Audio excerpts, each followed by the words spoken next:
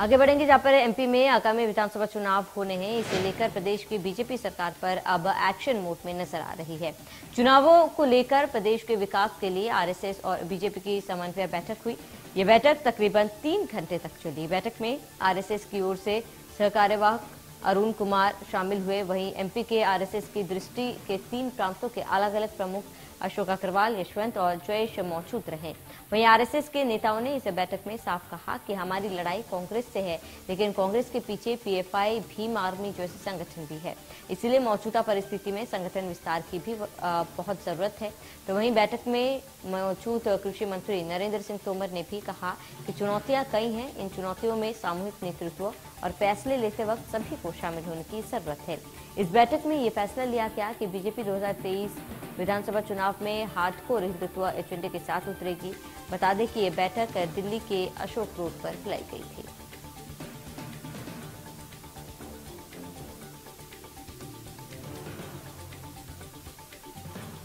तो बड़ी जानकारी आपको बता दें, आरएसएस के तीनों प्रांतों के प्रमुख शामिल हुए हैं। इस वक्त की बड़ी खबर, अहम जानकारी, चुनाव में बीजेपी हिंदू एजेंडे के साथ उतरेगी।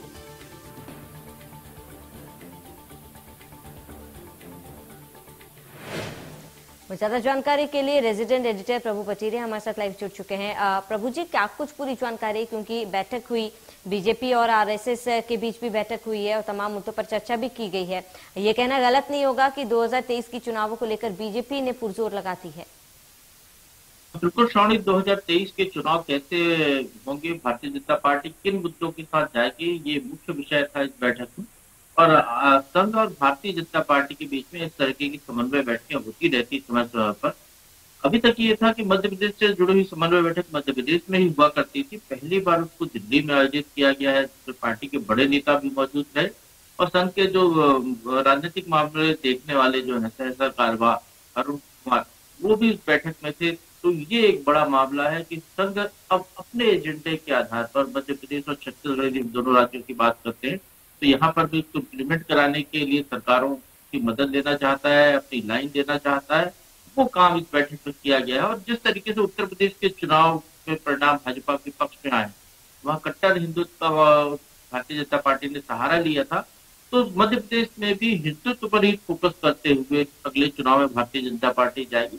और मध्य प्रदेश सरकार ने इसको लेकर जिस तरीके से जो भी काम किया, पत्थरबाजों के खिलाफ कानून बनाया है, अल्पसंख्यक वर्ग की एक जो कुरीति जिसको कहा जाता है 3 तलाक, उसके खिलाफ कानून बनाया है, उसकी प्रशंसा उन्होंने की है कि अच्छा काम हुआ है, लेकिन और बेहतर काम करने की जरूरत बताइए। खासकर ट्राइबल और अनुसूचित जाति के क्षेत्रों में ज्यादा काम करने की जरूरत संघ के द्वारा बताई गई, क्योंकि ये वो क्षेत्र है जहां पर भारतीय जनता पार्टी को पिछले चुनाव में कम समर्थन मिला था और यही वो क्षेत्र है जहां पर धर्मांतरण जैसे काम चलते रहते हैं।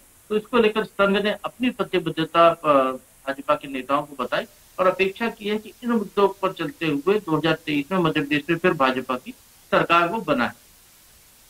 बिल्कुल प्रभु जी, क्योंकि इस बैठक में जो बातें सामने आ रही है, वहां पर बीजेपी की तरफ से, आरएसएस की तरफ से साफ ये कहा गया है कि हार्डकोर हिंदुत्व के एजेंडे के साथ बीजेपी जो है ये चुनाव लड़ेगी। हार्डकोर हिंदुत्व की बात की जाए तो कैसे इन शब्द को समझा जाए और उनका तर्क क्या निकाला जाए? हिंदुत्व एक अपने आप में परिपूर्ण शब्द है, उसको अलग अलग व्याख्या हो जाती है। हिंदुत्व जो हार्डकोर हिंदुत्व का जो सेक्टर है वो ये कहता है कि जो भारत की जो मूल परंपरा है, जो सनातन धर्म की चले हुए रीति रिवाज है, उन परंपराओं को निभाते हुए भारत का जो अपना सामाजिक सौहार्द का वातावरण है उसको निभाते हुए आगे बढ़ा जाए। और संघ की नजर में भारत का नाम एक नाम हिंदुस्तान भी है और सिंधु नदी के इस तरफ रहने वाले जितने भी लोग हैं वो सब हिंदू हैं। ये संघ लगातार अपनी बैठकों में कहता रहा है। तो यही एहसास लोगों को कराना कि पूरे भारत के निवासियों का एक भाव हो, भारत के प्रति उनका अपना समर्पण का भाव हो, ये एक हिंदुत्व की अवधारणा जो संघ की है उसको लागू करने की बात की जा रही है। इसके साथ ही जो जिस तरीके से सनातन धर्मियों या हिंदुओं पर जो धार्मिक परिवर्तन करने की जो दबाव डाला जाता है, जगह जगह प्रलोभन से धर्म परिवर्तन कराया जाता है, उस पर रोक लगाना, धार्मिक वैमनस्य फैलाने वाले जो कारण है उनको दूर करना, क्योंकि ये माना जाता है कि सनातन धर्मी जो लोग हैं वो आमतौर पर शांत प्रवृत्ति के होते हैं, वो इस तरीके की गतिविधियों में भाग नहीं लेते, लेकिन यदि कहीं होता है तो प्रतिक्रिया होती है। जिस तरह से खरगोन का दंगा एक सामने आया, उसमें भी दोनों वर्ग के बीच में तनाव हुआ था, टकराव हुआ था। इन चीजों को रोकने की दिशा में संघ काम करने के लिए सलाह दे रहा है। बिल्कुल प्रभु जी, क्या लगता है, क्योंकि 2023 में चुनाव है, ऐसे में जिस तरीके से बैठकें हो रही है और बातें सामने आ रही है, हार्डकोर हिंदुत्व एजेंडे की भी बात कही जा रही है, क्या लगता है फिर एक बार बीजेपी जो है ये चुनाव जो लड़ेगी वो जातीय समीकरण पर जो है ये चुनाव लड़ेगी बीजेपी? श्रावणी, अभी अमित शाह भोपाल आए थे हाल ही में, और उन्होंने इस भारतीय जनता पार्टी कार्यालय में जो बैठक हुई थी उसमें ये कहा था उन्होंने कि जातिवाद को स्वीकार कर लेना चाहिए, क्योंकि वोट बैंक की जो राजनीति है उसमें कहीं ना कहीं एक बड़ा प्रभावी भूमिका में होता है। तो स्वाभाविक तौर पर जो टिकटों का बंटवारा होगा वो जातियों को वो देखकर ही बंटवारा किया जाएगा। जिस वर्ग की जहाँ ज्यादा प्रभावी भूमिका होंगे वहां पर उन वर्ग के लोगों को टिकट दिया जाएगा। ये तो एक जातिवाद की बात है।